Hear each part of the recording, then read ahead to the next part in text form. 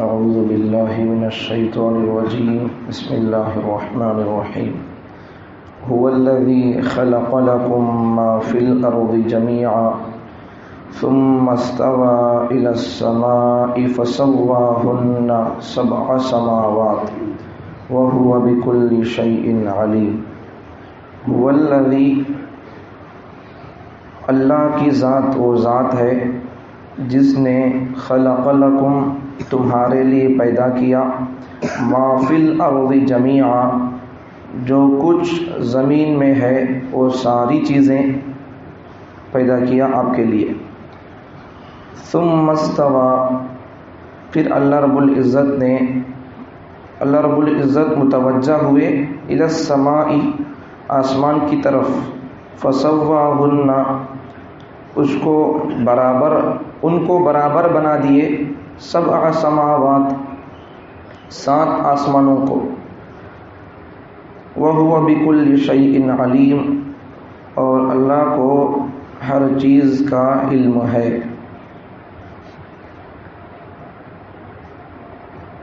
هُوَ الَّذِي خَلَقَ لَكُمْ دیکھو ایک آیت ہے، اس میں ایک بات اللہ تعالیٰ زمین کو پیدا کیا اور زمین کے اندر کتنی چیزیں ہیں وہ ساری چیزیں ہماری نفع رسانی اور فائدے کے لیے، صحت کے لیے، طاقت کے لیے اللہ پیدا کیا.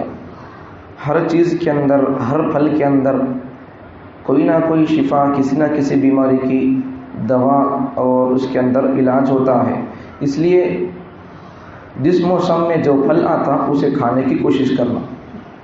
اس موسم میں آنے والی بیماریوں کی دوا اللہ تعالیٰ اس موسم کے پھل کے اندر رکھا رہتا، ہمارے کو معلوم نہیں رہتا. اللہ تعالیٰ کسی بھی چیز کو اللہ بیکار پیدا نہیں کیا. قرآن میں بھی 2-3 جگہ موجود ہے. اور اسی طرح اللہ تعالیٰ نے زمین کو پیدا کیا، آسمانوں کو پیدا کیا. اس کے بارے میں بھی اللہ تعالیٰ قرآن مجید میں بہت ساری جگہوں میں اللہ ارشاد فرمایا. دیکھو ہماری زندگی قرآن سے جڑ کر رہنا سو، قرآن مجید سے ہمارے مسائل کا حل نکلتا. قرآن سے ہٹ کر ہم ایک قدم بھی آگے نہیں بڑھ سکتے، اگر بڑھے تو بھی وہ برابر نہیں ہوتا. تو قرآن مجید میں ساری چیزیں موجود ہیں.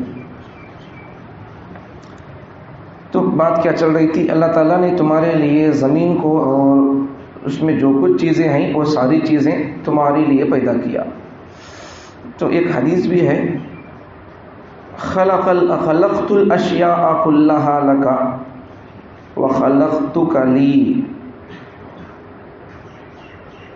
اللہ رب العزت ساری کائنات کو، اللہ انسان کو مخاطب کر کے فرماتے ہیں کہ اے انسان، خلقت الاشیاء کلها لك، میں نے تمام چیزوں کو تیرے لیے پیدا کیا. لکا خلقت الاشیاء تمام چیزوں کو، کلہا لکا تیرے لیے پیدا کیا.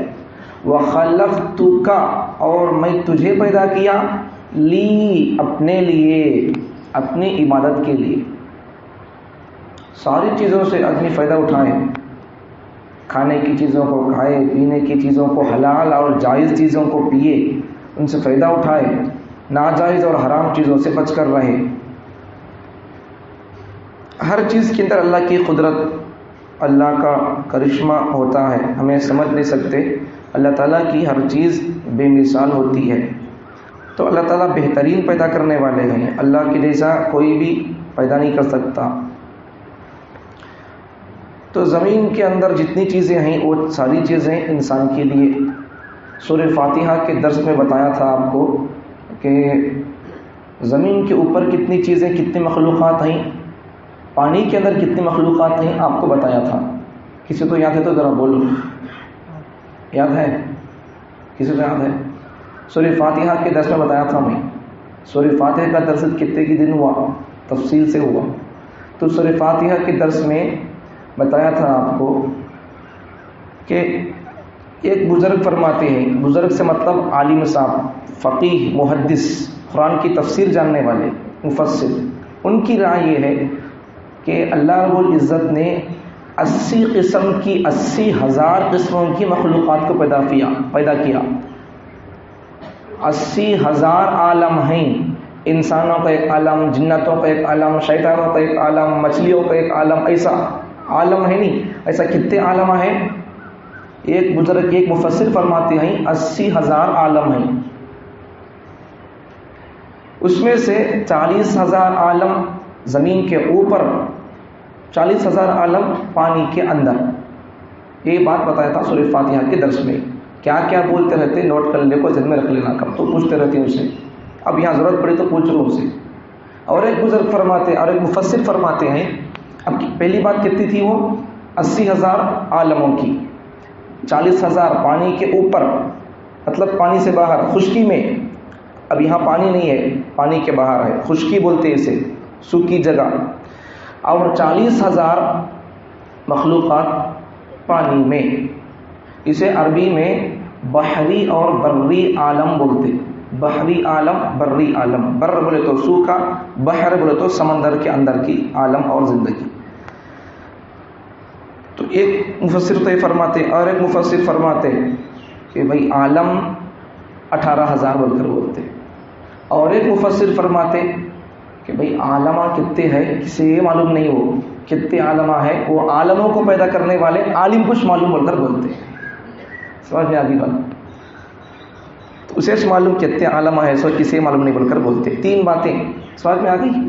جب یاد تمہارے کو کرانا تھا یاد نہیں کرا سکا، تین باتیں، تین تفسیر کی رائے آ گئی، اسے تفسیر بولنے کا۔ تو بہرحال وہ سب الجھنوں میں ان کی یہ رائے ہے، ان کی یہ بات ہے، یہ سب نقو بول کر شارٹ میں خالی ترجمہ کر کے اس کا مطلب بتاتا جانے سو، ہر ایک آیت میں کیا ہے، کیوں ہے، کیا ہے بولتے گئے، بولے ہو بسم اللہ، کبھی پوری قیامت تک بھی اس کا حق ادا نہیں ہو سکتا تفسیر کا، اس لیے خالی ترجمہ کر لیتے چلے جائے۔ اور ایک بات بھی بولنا تھا، نہیں بولا تھا، اب بول رہا ہوں سنو۔ سورہ فاتحہ میں 7 آیتیں ہیں، اب ہر ایک آیت پر کیا ہوتا، ایسا نشان ہوتا، گول نشان ہوتا۔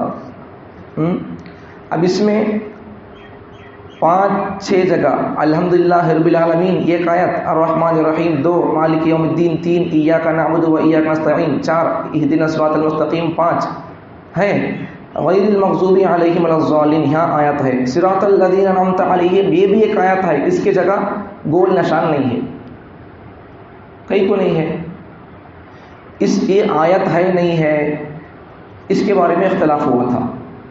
اصل میں اختلاف کس بارے میں ہوا تھا؟ بسم اللہ قرآن کی آیتوں میں سے ایک آیت ہے یا ہر سورے کی ایک آیت ہے، اس میں اختلاف ہوا تھا۔ اب بعض امام فرماتے، ہمارے 4 امام میں سے ایک امام صاحب بولتے کہ نہیں بھائی بسم اللہ مستقل آیت نہیں ہے، ایک امام صاحب بولتے نہیں بھائی بسم اللہ مستقل ایک الگ آیت ہے، سورہ نمل میں بھی ہے 19ویں پارے میں، وہاں اس سورے کے اندر بھی آیت نازل ہوئی ہے، اور ہر سورے کے شروع میں بھی آیت پڑھی جاتی ہے، ایسا بول کر بولتے۔ تو بعض لوگ بسم اللہ کو ملا کر ساتھ بولتے، بعض وہ لوگ جو بسم اللہ کو ملے بغیر ساتھ بولتے، تو اس لیے یہاں اختلاف ہے بول کر کیا کرے، یہاں آیت نہیں لکھے، صراط الذین انعمت علیہم کی جگہ آیت نہیں لکھے۔ بزرگوں میں، علماء اور فقہا میں اختلاف ہو گیا، تو کئی کو یہاں آیت ڈالنا بول کر ان کے اختلاف کو ان کے حال پر رکھنے دیں گے بول کر یہاں آیت بھی نہیں لکھے۔ سمجھ میں آ گیا؟ کتنا احترام دیکھو بزرگوں کے اندر آپس میں، ہمارے اندر وہ ادب احترام نہیں رہتا، اگر کسی کو کیا تو بھی ایک بات بول دی ہے ان کے خلاف میں بات آ گئی تو بس بات چیت ختم، تعلقات ختم، ہمارے پیچھے نماز بھی نہیں پڑھتے، وہ حالت ہماری۔ یہ بزرگان دیکھو خالی قرآن میں آیت کے بارے میں اختلاف ہوا تو اب وہ جگہ قرآن میں آیت بھی نہیں لکھی، کئی کچھ کے بول کر۔ تو زمین میں کتنی چیزیں ہیں، اللہ تعالیٰ وہ ساری چیزیں انسانوں کے لیے پیدا کیا، ان سے آدمی فائدہ اٹھائے، کھائے پیے، ان سے آدمی سکون پائے، اور لیکن کھا کر اس کو ان تمام چیزوں کو اللہ تعالیٰ کی دی ہوئی نعمتوں کو کھا کر اللہ کی عبادت کرے۔ جب بندہ اللہ کا فرما بردار بن جاتا ہے تو پوری کائنات اس کی فرما بردار بن جاتی ہے، جب یہ اللہ کا باغی بنتا ہے تو پوری کائنات اس سے بغاوت کرتی ہے، اس کو ستاتی ہے۔ یہ جب اللہ کو خوش کرتا ہے تو پوری کائنات کو اللہ تعالیٰ اس کی خدمت میں اللہ لگا دیتا۔ تو یہ سب چیزیں ہوتی ہیں، اس لیے آدمی اللہ تعالیٰ کی ہی عبادت کرنا اور اللہ تعالیٰ کی پیدا کی ہوئی چیزوں کو استعمال کر کے اللہ کی معرفت حاصل کرنا. اللہ کی معرفت بہت بڑی چیز، اللہ کو پہچاننا، اللہ کو سمجھنا، اللہ کی محبت دل میں آنا، یہ ساری چیزیں ہوتی ہیں.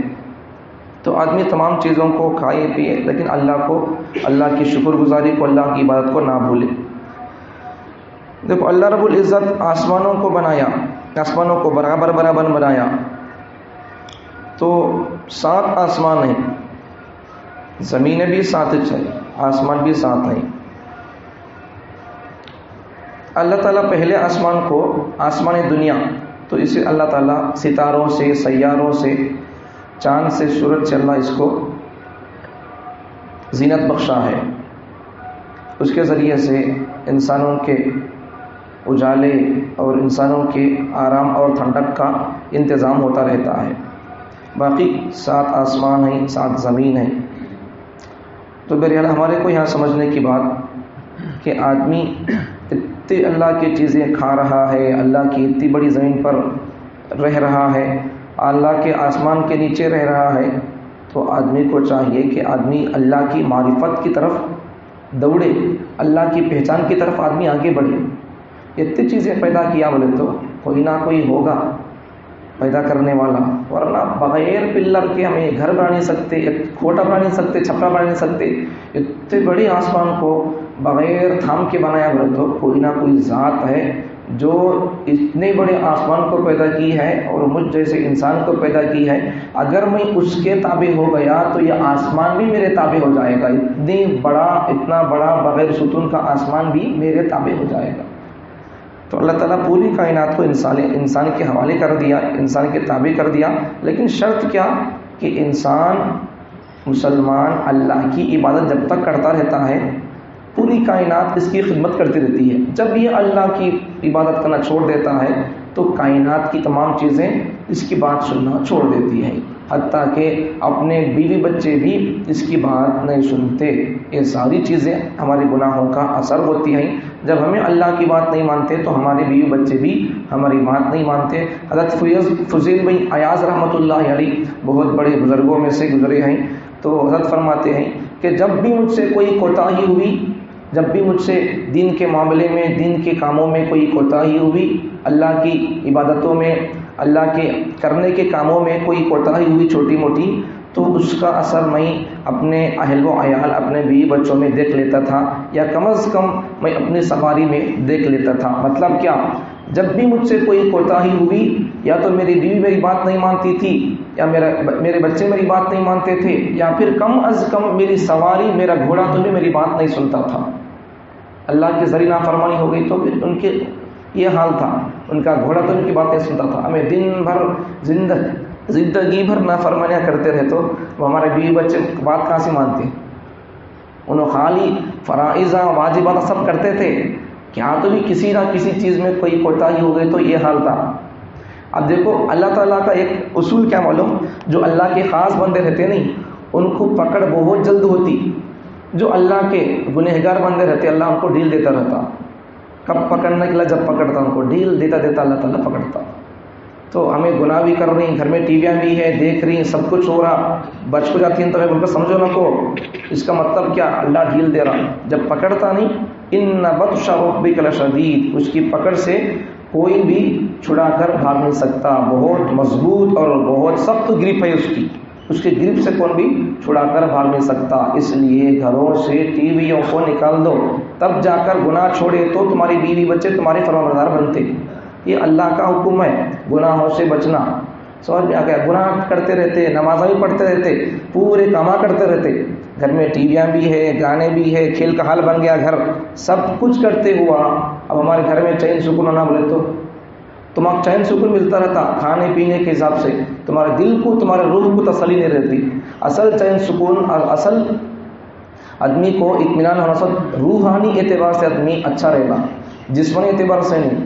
جسم مر جائے تو کوئی فرق نہیں، روح نہیں مرنا آدمی کی. روح مر گئی تو جسم بیکار. اب کتنا اچھا آدمی ہے لیکن اس کی روح نکل گئی تو کیا کر سکتا؟ تو روح کو طاقت ہونا بولے تو آدمی گناہوں کو چھوڑنا پڑتا. آدمی گناہوں کو چھوڑے بغیر سب کچھ کر رہا، نماز بھی پڑھ رہا، گھر میں ٹی وی بھی چل رہی، سب کچھ ہو رہا، سب کیا فائدہ پھر؟ یہ تو ہونا وہ تو ہونا، ادھر کا تو ہونا ادھر کا تو ہونا، آدمی یہ کچھ بات سوال میں آگے بھی. اس لیے گھروں سے گناہوں کے ذرائع کو نکال دو، تب جا کر اللہ کی معرفت حاصل ہوتی ہے، آدمی اللہ تک آرام سے سکون سے پہنچ سکتا. ورنہ پھر اللہ تک پہنچنے میں ہماری یہ تمام چیزیں گھروں کی رکاوٹ بن سکتی ہے. اس لیے آدمی ان تمام چیزوں کو نکالنے کی کوشش کرے. یہ سخت حرام ہے چیزیں. یہ ٹی وی میں کیا ہمارے ساتھ کہ اللہ والے آدمی حافظ صاحب آ کر بیان نہیں کرتے، کون کی کیا کیوں آتے رہتے، تو اس میں کیسا دیکھتے رہتے، بہت سخت اثرات ہیں اس کے.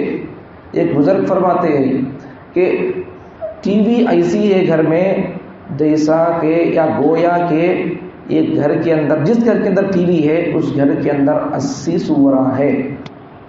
سمجھ میں آ گیا. حضرت حاجی ابن عبداللہ مہاجر مکی رحمۃ اللہ علیہ کے پاس ایک آدمی آیا، آ کر بولنے لگا، آزادی کے زمانے کا قصہ، 1800 میں کا واقعہ، اب تو 2000 چل رہا نہیں، 1800 میں کا واقعہ. تو اس وقت میں حضرت کے پاس ایک آدمی آ کر بولنے لگا، حضرت ہمارے بوڑی میں کتا پڑ گیا، کیا کرنا؟ جا بھائی جا کو پانی کاٹ، پورا پانی کاٹ بول کر بولے. گیا پانی کاٹا، پھر آیا، حضرت پانی میں پھر بانس آ رہی، کیا کرنا؟ بھائی جا کو کاٹ ڈال پانی. پھر 2-3 بار جا رہا، آ رہا، بول رہا آ کر، حضرت بانس آ رہی، پانی میں بانس آ رہی. حضرت سوچے بھائی 2-3 بار پانی کرنے کے بعد بانس کیسے آتی پانی میں؟ شریعت کا اصول غلط نہیں ہو سکتا، تیرے کرنے کے کام میں کوئی غلطی ہو رہتی ہے. تو پہلے کتا کاٹیا کیا؟ نہیں حضرت نہیں کاٹیا، تمہیں خالی پانی کاٹے. بولے ارے باندرے پہلے کاٹنا سو کتا رے بھائی، تو کتا کاٹ نہ سکا تو قیامت کاٹتا رہا تو یہ پانی بانس رہتی ہے. پہلے جا کو پگلے دیوانے کتا کاٹ، پہلے کتے کاٹ کو ذرا پانی کاٹ ڈال، اس کے بعد دیکھ بانس کیسے آتی نہیں آتی دیکھ لے. تو وہی حال ہے، یا عبادتیں کرتے رہو عبادتیں، ایسے قرآن کی تفسیریں قیامت تک سنتے رہو، لیکن گھروں سے گناہ نہیں نکلے، ٹی ویاں نہیں نکلی، تو پھر ایسی قرآن کی تفسیریں بھی بیکار ہو جائیں گی، اثر نہیں کریں گی. گناہ چھوڑے بغیر پیغمبر کی بات بھی اثر نہیں کرتی. گناہ چھوڑو، بعد میں پھر چھوٹے معمولی بچے سے بھی آدمی کو نصیحت حاصل ہو سکتی ہے. اس لیے وہ تمام چیزوں کو چھوڑنے کی کوشش کرو، ورنہ پھر ہماری عبادتیں، ہمارے یہ تمام چیزیں قرآن سے ہدایت پا نہیں سکتے. پھر گناہ کے ہوتے ہوئے گناہ کو چھوڑو، لمحوں کے اندر اللہ کے ولی بن جاؤ. اللہ تعالیٰ مجھے اور آپ کو اللہ کی قدرت کو سمجھنے کی، اللہ کی طاقت کو، اللہ کی معرفت کو سمجھنے کی توفیق عطا فرمائے.